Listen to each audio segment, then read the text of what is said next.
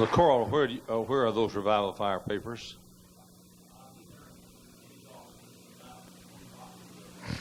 You want to pass them out somehow?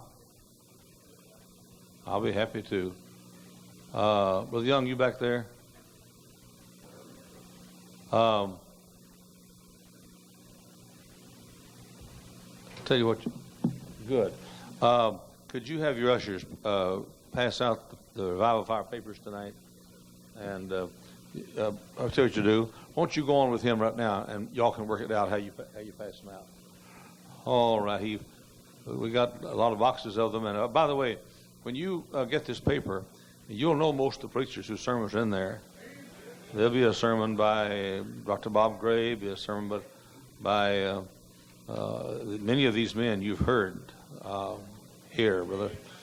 Brother Randy will have a sermon in there, and just you'll know the fellows. So I hope you can subscribe. All right. One of our young ladies is going to come, grew up in our church, and tell you about a very exciting thing we do here.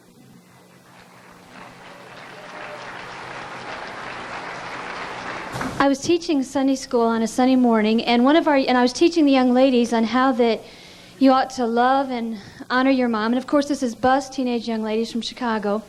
And as I was teaching them, I looked back, and one young lady was sitting there just weeping and crying, and all I'd said was, love your mom at home and honor your mom, and realize that many of you have a mom that's not saved. And after Sunday school was over, I went to the little girl and I said, "Hon, why are you crying? Is something wrong? Is there something I can do?"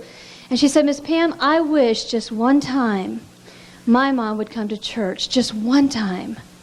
That thought stayed with me all day. That night I came down to our Sunday evening service, and Brother Hyles was making the announcements. And as he was making them, it was time for our annual mother-daughter banquet at church. And the Lord said, that's it. Most of our bus girls don't ever get to go to a mother-daughter banquet.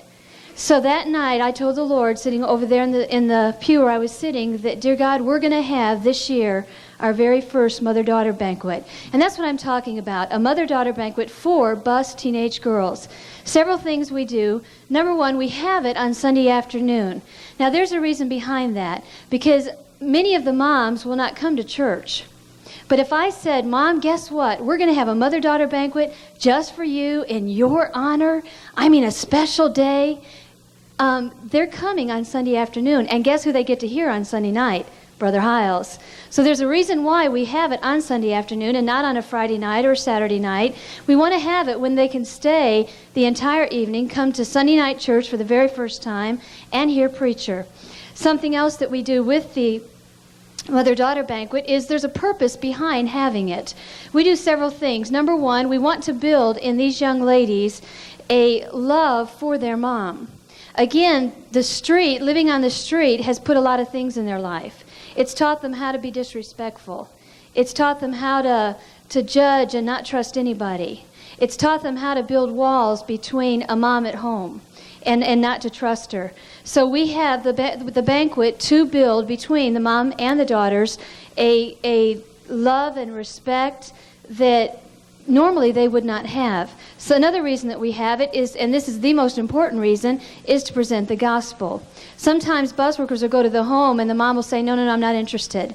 Or the bus worker might say, well, would you come to church next Sunday morning? No, I can't come. But we have the mother-daughter banquet on Sunday afternoon to present the gospel. That's the reason why we have it. We have young ladies that on Sunday mornings raise their hand in my Sunday school class and say, Miss Pam, pray my mom will get saved. And this is a wonderful chance to let the mom hear the gospel, sitting down, a lot of special music, a special meal, a special speaker, and a lot of gospel presented. Something else that we do, or another reason we have it, is it assures the mom that we're not trying to take the teenage daughter from her. Many of these girls leave on a Sunday morning and don't come home till late Sunday night. And I know that moms are wondering, where are they really? What's going on? What's happening? This gives a chance for the mom to come where the teenage girls come. And it gives us a chance to do special things for the mom, which in turn lets the mom know, hey, we're not trying to take the teenage daughter from you, but we're trying to give you a teenage daughter who's more respectable, who honors you more, who will lift you up more. And the next time we say, Mom, can your daughter stay next Sunday afternoon? The mom says, well, sure, because she knows what's going on. Another reason we have it is it draws, again, the mom closer together. Sin makes an impact on our teenage young ladies growing up in the city. And having this banquet, again, takes the mom and the daughter, sits them down at the same table, and I wish you could see the response, how they respond to each other. Sometimes they come in, and I don't like saying this, but they come in being really bitter at each other, not even speaking to each other. And by the end of the banquet, they're crying and hugging each other, and it's exciting to see it happen, because that's what the purpose of it is. Again, it's a mother-daughter banquet for the bus teenagers who, again, the mothers probably would not come. Something else that we do is preparing for it. We don't just get up and say, we're going to have a mother-daughter banquet, hope you'll come. There's a lot of work that goes behind it, because, again, you're trying to get mothers to come who already have told bus workers, no, I can't, I won't go, I've got something else that's going to happen, I can't come this Sunday. So we begin preparing with a battle plan. The very first thing we do is, of course, use our bus workers. They're tremendous help to us. We encourage them, when you go on Saturday, begin telling them, do you know that at Christmas time there's a banquet coming just for you, a mother-daughter banquet, just for you and your daughter? They open the door in the home to begin to ask the mom about coming. Number two, we go to every teenage Sunday school class and begin pushing it. We begin in October saying, in December, we're going to have a mother-daughter banquet. Who in the room has an unsaved mom? And the girls will raise their hand, and we'll find out that mom's name, and we'll begin by name individually praying for that mom. What is it doing? Again, you're softening your teenage girls. You're taking that teenage girl who's built up this, I think I hate my mom inside, to, if I don't care about my mom, she's going to go to hell. And you're changing her, you're softening her. Something else we do is I make personal phone calls into the home. When I find a young lady and I find out the mom's name without the teenage girl knowing, during the week I'll call the mom and I'll say, Mrs. Sanchez, I wanted you to know that, and I'll give her the certain date, we're going to have a mother-daughter banquet in the afternoon. And Mrs. Sanchez, you don't know this, but your daughter is praying that you'll come. Now again, many of these are unsaved moms. And I tell them personally, would you come that day and be my guest, and let's surprise your daughter. What are we doing? We're helping the teenage girls. Something else that we do is when a teenage girl comes and says, Miss Pam, my mom's going to come, immediately we'll get a letter in the mail to that mother, that's confirmation, and I'll say, I was so excited to hear your daughter told me that you're going to be coming, and I'm looking forward to you coming and meeting you. Again, what's the purpose of the mother-daughter banquet? To get the moms saved. That's why we have it, to get them to come to church.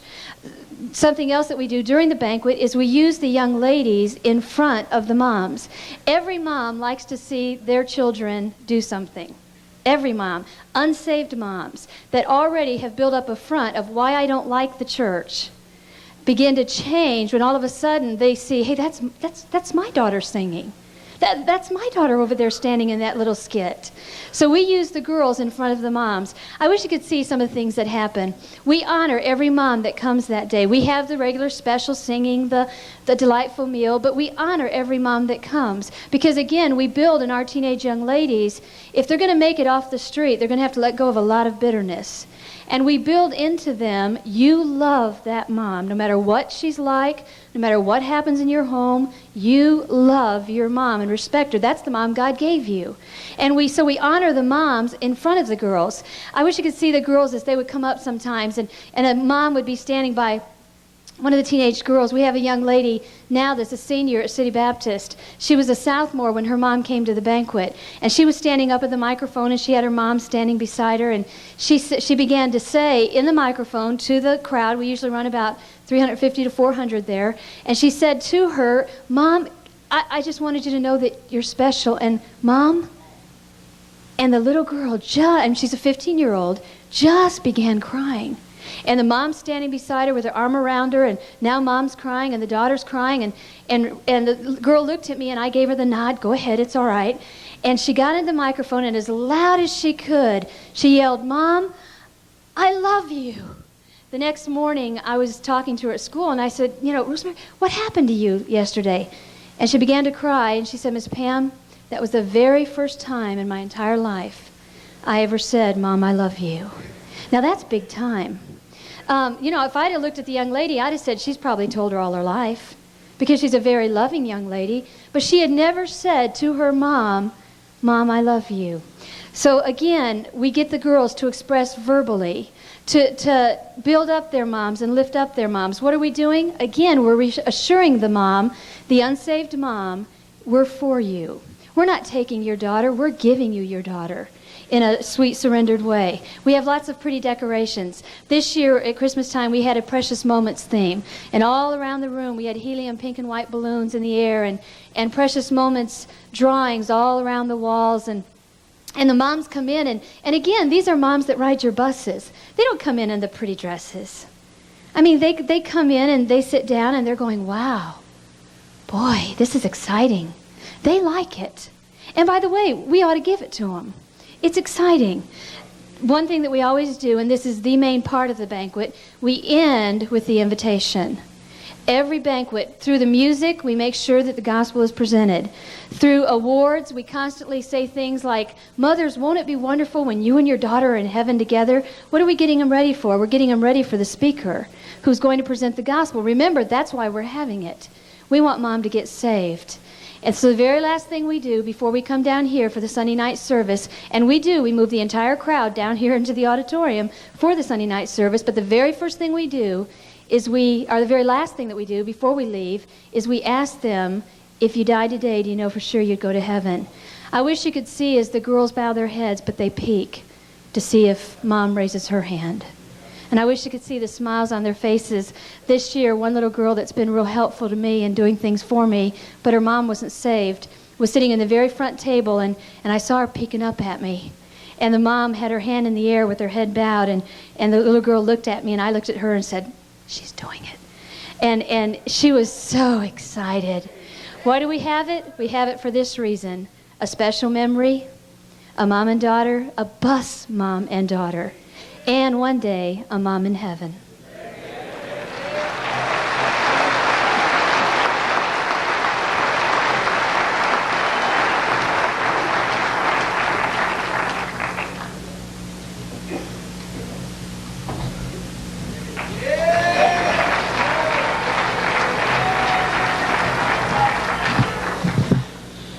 Brother Hyles asked me to take a few minutes and talk to you.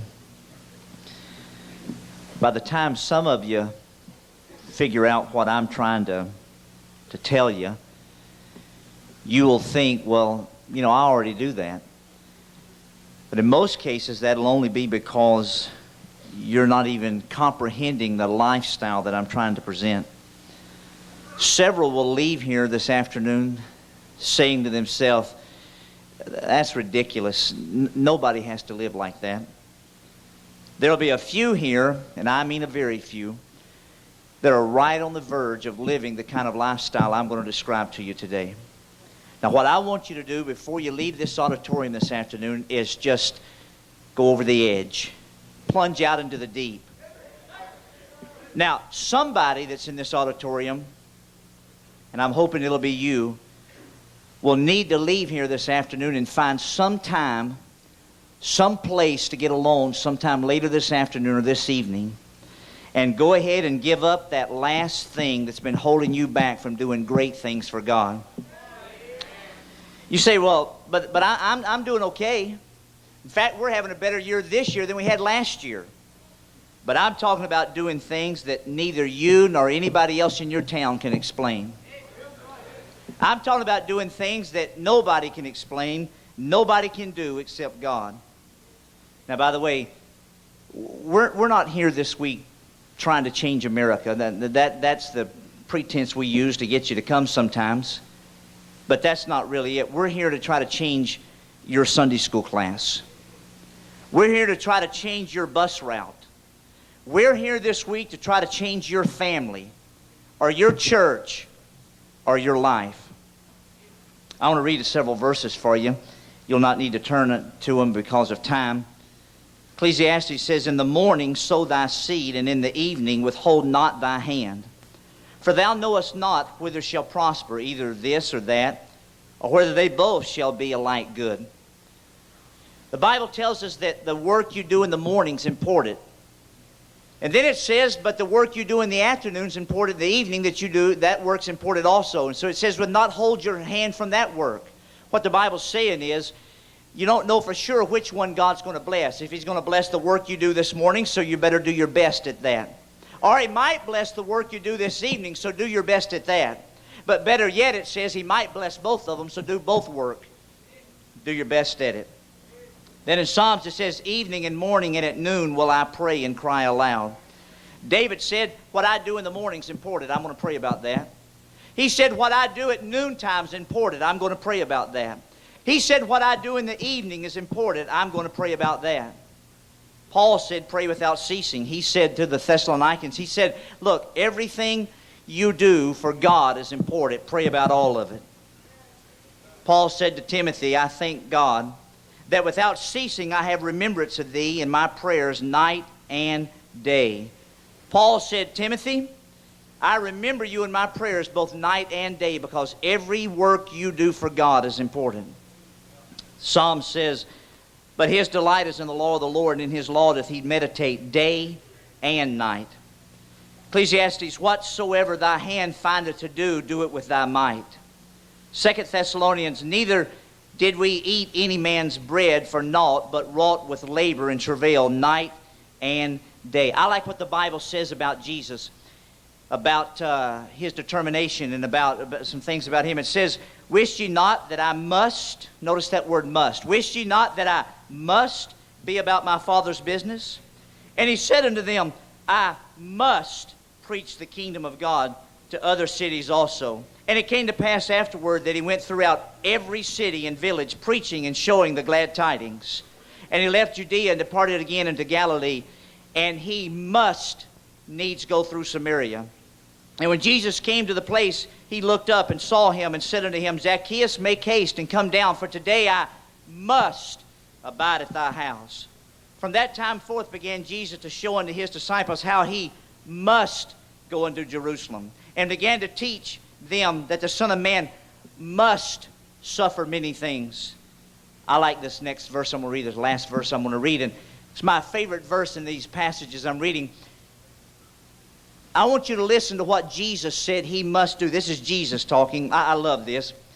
He said, nevertheless, I must. What's he about to say? Nevertheless, I must pray. Nevertheless, I must know the Scriptures.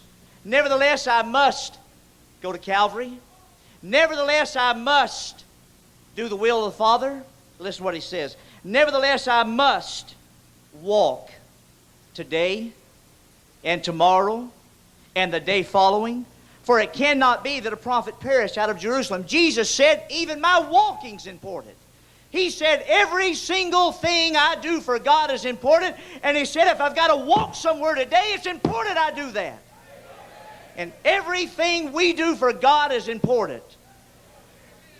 He said, I must be about my Father's business. He said, I must preach. I must needs go through Samaria. I must abide at thy house. I must go into Jerusalem. The Son of Man must suffer many things, and I must walk today, and I must walk tomorrow, and I must walk the day following. And if you have a job to do for God, that job's an important job. We need some Sunday school teachers that leave this convention and go back home and say, I must visit my class. We need some bus captains to leave this convention and go back home and say, I must build a bus route. We need some bus drivers that will leave here and go back home and say, I must drive my bus. And we need some soul winners to say, I must put converts in the baptistry. And we need some moms and some dads that will go home and say, I must rear my children for God. And we need some wives that will say, I must be affectionate to my husband. And we need some husbands that will say, I must love my wife. And we need some pastors that will say, I must build a church. And I must reach an area. And I must change my area for Christ. And we need some Christians who will say, I must walk with God and have His power. I was asked one time to speak, and they gave me a particular title to speak on, and this is what they asked me to speak. They said, would you speak on this? What is the one thing you have learned from Brother Hyles that is the most important? So I gave it some thought. What is the one thing I've learned from Brother Hyles that's the most important? of all the things he's tried to teach me. And if any preacher has ever loved and tried to train a young preacher, Brother Hyles has. And I thought, what would it be? You see, I've heard him preach over 2,000 times in person. I average listening to 2 of his sermon tapes a week. I've heard him teach hundreds and hundreds of times. For years, I've read something that he wrote every day of my life, or I can say for years, nearly every day of my life, I read something that he has written, even if it's just a few paragraphs. I meet with him 9 times a week in different staff meetings and administrative meetings and school meetings. And I don't mean come to a church service and hear him preach. I mean meet with him in the office 9 times a week. I've averaged for 14 years asking him 75 questions a week. And I don't mean personal advice questions. I mean work questions, administrative questions, decisions about the ministry. 75 questions a week for 14 years, almost 15 now. And that's over 54,500 typed, planned questions and answers I have in my files that I've asked him and he's given me the answers to. And they ask me, what's the one thing you've learned from him? So what would it be? Finally, I came to this conclusion.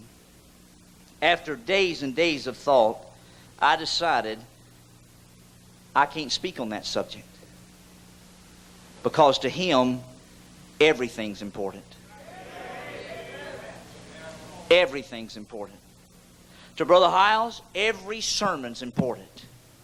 We were together in a conference down south, and we got there on Monday night, and they met us at the car in the parking lot with 2 armed state troopers, and they escorted us in the building, and we went up and sat down on the platform, and they had an armed state trooper over on this side guarding the door, and one over on this side, and a big auditorium seat about 350 people, and it was jammed and packed and overflowing, and extra chairs and folks standing in the lobby in the back.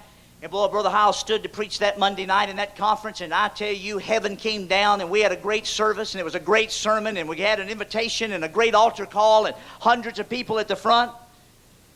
And then for some unknown reason, the pastor got up and said, tomorrow morning the service is only for those who are in full-time Christian service. No one else is invited, just those in full-time Christian service.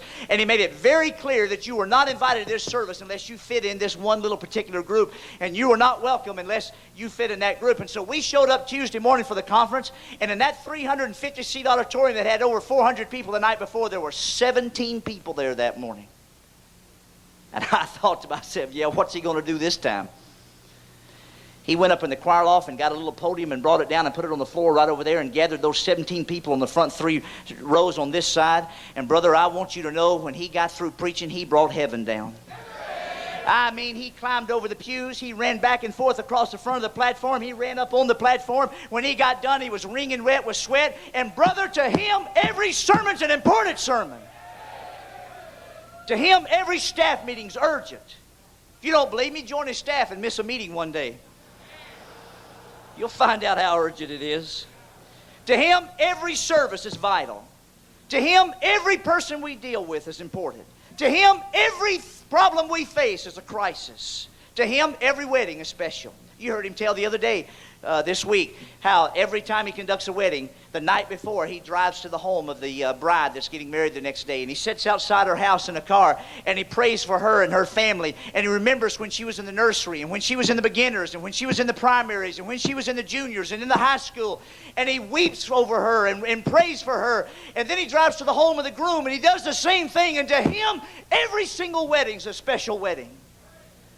To him, every funeral is a special funeral.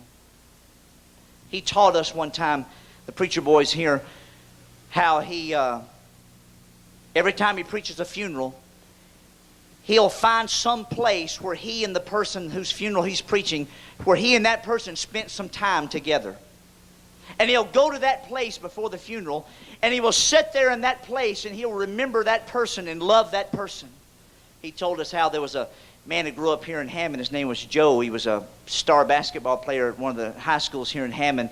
And then after high school, shortly after that, he became an alcoholic, and he wandered the streets of Hammond his entire adult life. A time or two, he passed through our rescue mission. He couldn't even stay sober long enough to stay in our rescue mission, but he passed through a time or two. One time, in all of his adult life, While in our rescue mission for a day or two, he drove the church van out to Brother Hyles' house one morning and picked him up to bring him to work. On the way to work that morning, they stopped at a 7-Eleven and bought a Coke and sat in the parking lot and drank that Coke. When they found Joe's body after he died an alcoholic's death, they asked Brother Hyles if he had preached Joe's funeral. The morning before he preached that rescue mission man's funeral, he drove out to the 7-Eleven out on the south side of town. And he went inside and bought him a Coke. And went out in the parking lot and sat in the car and drank that Coke and wept over Joe. And came back to the church and preached Joe's funeral. To him, every funeral is important. To Brother Hyles, every pastor school is the most important one we've ever had. I remember the first year I joined the church staff. About 3 months before pastor school, Brother Hyles got the church staff together and he set us down in a room and he stood in front of us and he began to weep and he said, I'm telling you today that pastor school this year is very important. He said, in fact, this pastor school, I think at that time it was probably about the 15th one or so, and he said, this pastor school is the most important pastor school we've ever had. He said, this year pastor school is important. And I sat in the back of the room on the church staff and I began to weep. And I said, boy, what an honor. What an honor. Of all the years, 15 pastor schools, and the most important one they've ever had, this year, I got to join the staff and be on the staff here at First Baptist Church. He said, I want you to give it your all. He said, I want you to work hard. I want you to make it a good pastor school. So the weekend before pastor school, I got up Sunday morning about 3:30, which is pretty common for me, and I went out to the bus garage and ran the buses all morning and preached my junior church that afternoon and helped decorate the buildings on Sunday afternoon and worked all night Sunday night after church and never went home, changed clothes in my office about daylight Monday morning, worked all day Monday night. We came here to the service, went home after the service, and that night I fell in bed and said, boy, thank God, this year, the most important pastor school we ever had, I was able to help do my part for pastor school. Next year, about 3 months before pastor school, Brother Hyles got the whole staff together. He said this is the most important pastor school we've ever had. He said, in fact, this year pastor school is more important than it was last year. He said, in fact, this year I want you to make pastor school better than it was last year. He said, whatever you did that last year, I want you to double up this year and do that much more. Whatever you did last year, do it twice as good this year. Sunday morning, I got up early, 3:30. Worked all day Sunday, Sunday night, all night long. Worked all day Monday. Didn't plan to, but it turned out to where I had to work all night Monday night after the service. Never went home one time. Never closed my eyes and sleep. Worked all day Tuesday. Tuesday night came to the service. Tuesday night after the service, I collapsed in the bed. And I said, thank God I was on the staff this year at First Baptist Church. Most important pastor school. 2 in a row, the most important ones. And I was there. Next year, about 3 months before pastor school, Brother Hyles said this year pastor school is vital. He said, I've traveled the nation. I feel the pulse of the nation. I know what fundamentalism needs. He said, in fact, the old ship's sinking and it's not going to make it if we don't do our best in pastor school. He said, give it your all. Give it more than you ever had before. Do your very best. Sunday morning, I got up about 3:30, ran the buses, worked all day Sunday, worked all night Sunday night, worked all day Monday, worked all night Monday night, worked all day Tuesday, worked all night Tuesday night, never went to sleep, never closed my eyes one time from Sunday morning to Tuesday night, up all night long, up all day Wednesday. Wednesday night, Larry Bullard and I were sitting right over there on that side of the platform. Brother Hyles called us up and we stood right over here. He was going to use us in one of his Bible studies. You know how he does his little skits sometimes in the Bible studies. And he finished with us and he said, okay, you fellas can be seated. And I turned around and went and sat down, and Larry got about halfway. Larry had been up since Sunday like me, and he got about halfway back over there. And Brother Hyles turned and he said, I'm done with you fellas, you can sit down. And Larry just stood there. He got about halfway and he stopped and he went. Building was packed, jammed, over 7,000 people, just like last night. And there's Larry Bullard standing in front of pastor school going. And Brother Hyles said, Larry, what are you doing? Sit down. And Larry came over there and sat down beside me, and he leaned over and he said, I fell asleep standing up.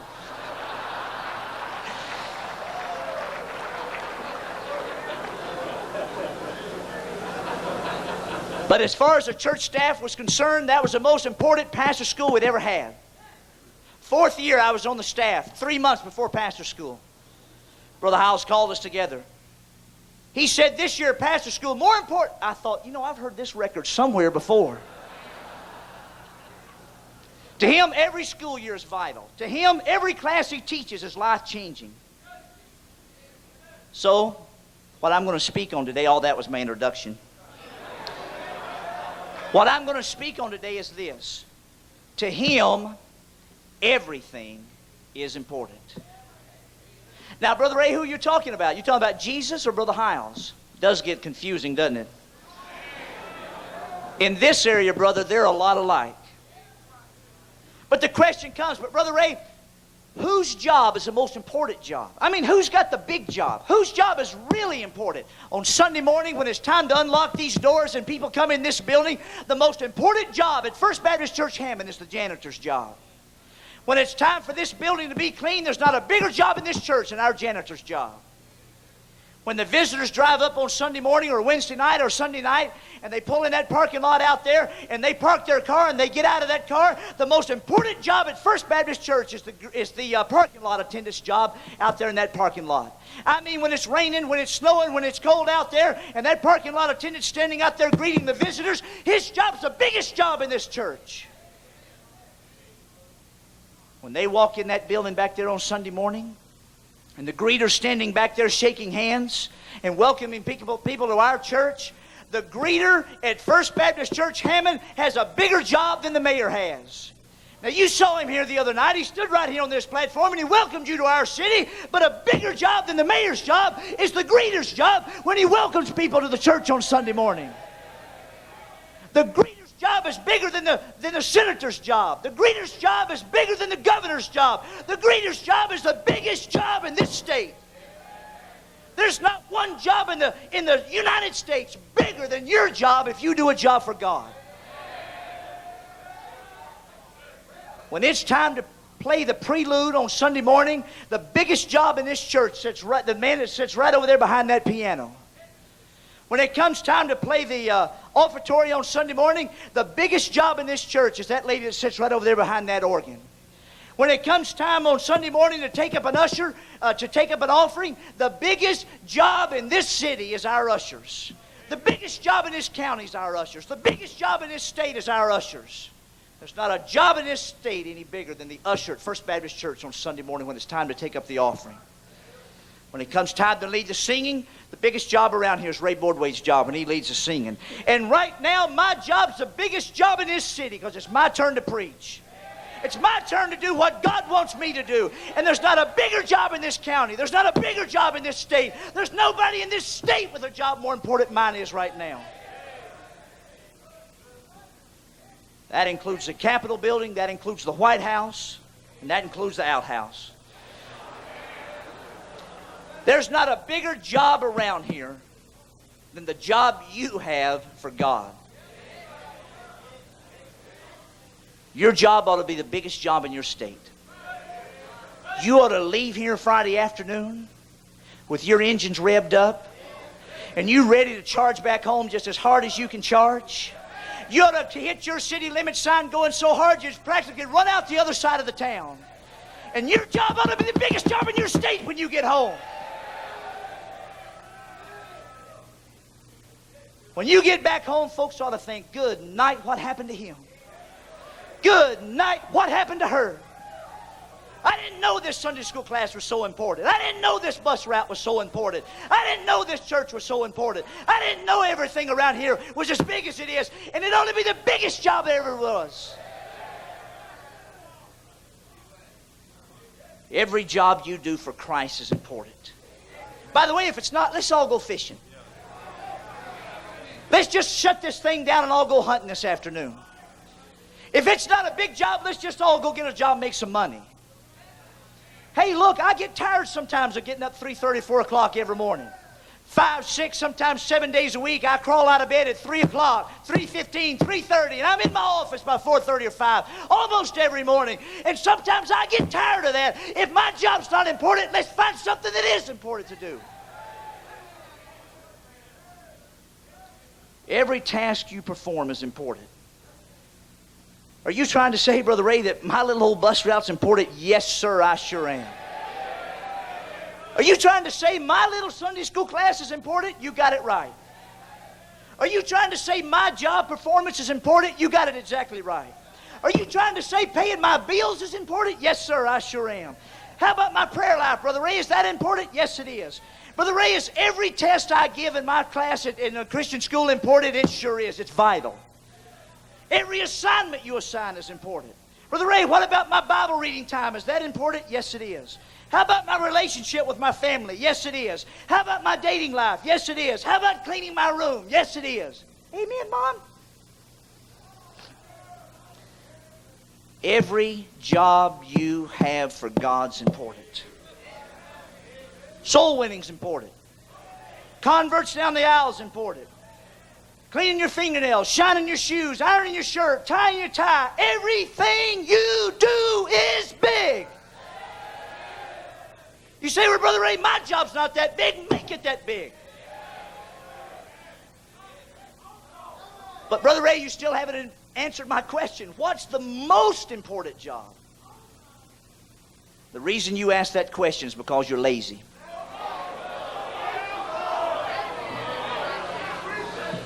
You want the easy way out. You want the one big step to success. You want that one secret that's going to make you successful. There's not one. There's dozens and hundreds. And every little task you perform is a big task.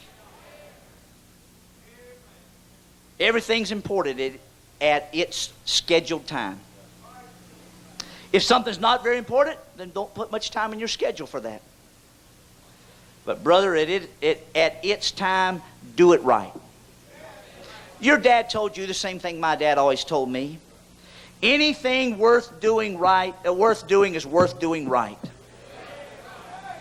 Whatever you're doing, give your whole heart to it. Brother, when Billy Sunday went to a town, and he cleared off a lot, and he built a tabernacle, and he put together some wooden benches, and he hauled in a truckload of sawdust and covered the floor, and he went around town and gathered up a crowd, and he put them in that tabernacle. Don't you think Billy Sunday thought that job was a big job? When Dwight L. Moody went to North Chicago and rented a dance hall and went in on Sunday morning and rolled out the beer kegs and mopped up the beer suds and got him a wagon and a horse and went around town and knocked on the very same doors that my bus workers and I knocked on every Saturday, and he got little boys and girls and he brought them to Sunday school and he put them in there and taught them the Word of God. Dwight L. Moody thought that was a big job. When John R. Rice started a little old paper called The Sword of the Lord, John R. Rice thought that was a big job. When Bruce Goddard went out to California and pitched a tent and started gathering a crowd, and recently in his church out there had a high day of over 4,200 with over 800 saved, Bruce Goddard thought that was a big job. When Bob Gray went down to Longview, Texas and took a little handful of people and built a church that last year baptized over 6,000 people, I have an idea Bob Gray thought his job was an important job. When Rick Martin, one of our graduates, went over to the Philippines and with his bare hands built a little grass hut and called it a church, and with his bare hands built another little grass hut and called it a home and put his family in there, I guarantee you Rick Martin thought he had a big job. Rick Martin now in his ministry reaches over 26,000 people a week with the gospel. 26,000 people a week hear he and his workers teach the Word of God and preach the Word of God. And I guarantee you, Rick Martin thought he had a big job. Brother, when David Gibbs practically gave up his whole life to build the ministry that he has called CLA and to help us in this nation, David Gibbs told us recently in a private meeting that in 54 days, he spent 7 hours at home. David Gibbs thinks he has a big job. How about yours? I guarantee you every one of those men thought their job was bigger than golf every Monday morning. Every one of those men thought their job was bigger than 2 or 3 hunting and fishing trips a year. Every man on that list I just read thought his job was more important than a day off every week. Every man on that list I just read thought his job was more important than 3 or 4 weeks of vacation every year. Everybody on that list thought his job was more important than sleeping to 6 o'clock in the morning. I guarantee you there's paper boys in your hometown that think their job's bigger than you think your job is. You're laying in bed asleep while they're out delivering a paper full of lies.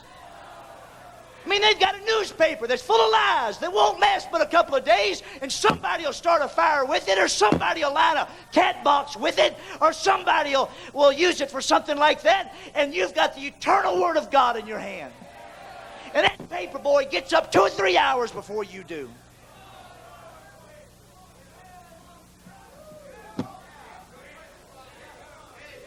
If I came to your town and started a business, I'd hire the paper boy.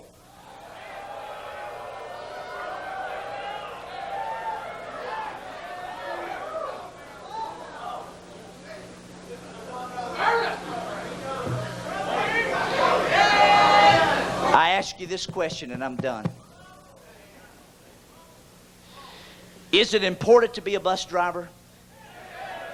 Then let's treat it like it is. Is it important to clean God's building? Then let's treat it like it is. Is it important to be a secretary? Then let's treat it like it is.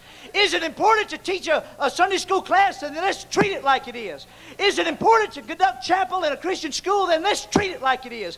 Is it important to lead the singing? Then let's treat it like it is. Is it important to play that piano? Then let's treat it like it is. Is it important to be a greeter at your church?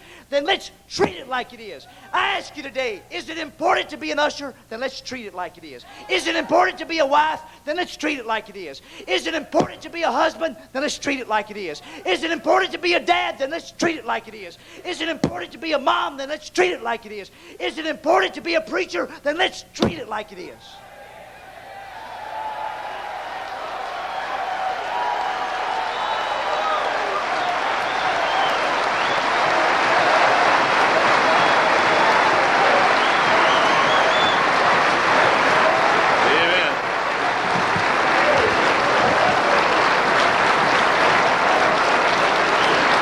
His job. There goes his job. When the guy gets reading out preach me, I fire him. That's great. That's the secret. Good night. Why don't you get it? Some of you rascals, don't you think it's time you got it? I mean, some of you pretty boys.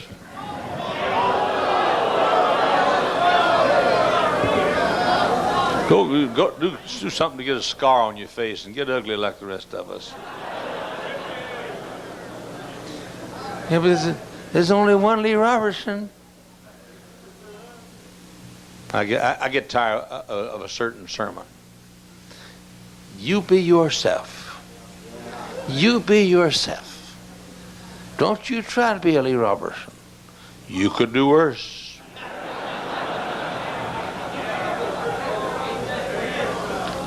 I know you and I know him, and I'd prefer him.